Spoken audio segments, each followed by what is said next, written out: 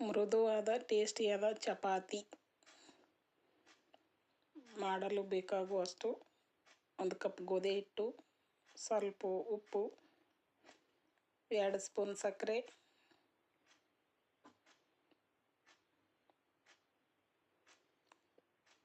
2 spoon ಎಣ್ಣೆ,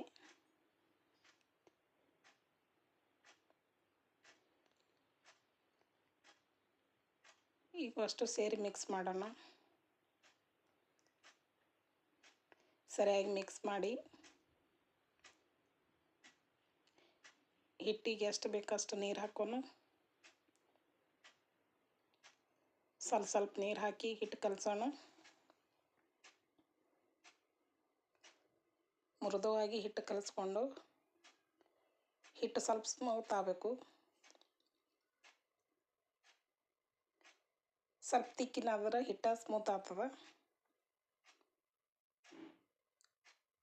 ಹಿಟ್ಟು ಜಾಸ್ತಿ ಗಟ್ಟಿನೂ ಇರಬಾರ್ದು, ಸ್ವಲ್ಪ ಮೃದುವಾಗಿರಬೇಕು. ಹಿಟ್ಟನಾದ ನಂತರ ಒಂದು 5 ನಿಮಿಷ ಮುಚ್ಚಿಡೋಣ. ಒಂದು 5 ನಿಮಿಷ ರೆಸ್ಟ್ ಮಾಡಿಸಿ 5 ನಿಮಿಷ ಆದ ನಂತರ ಹಿಟ್ಟು ತೆಗೆಯೋಣ.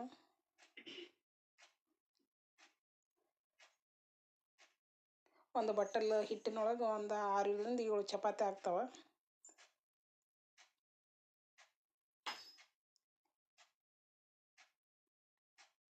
ನಾಲ್ಕು ಪದರ ಚಪಾತಿ ರೆಡಿ ಮಾಡೋಣ.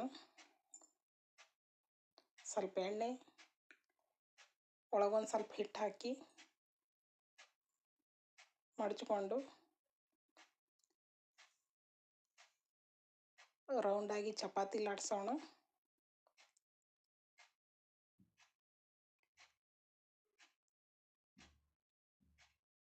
ಸ್ವಲ್ಪ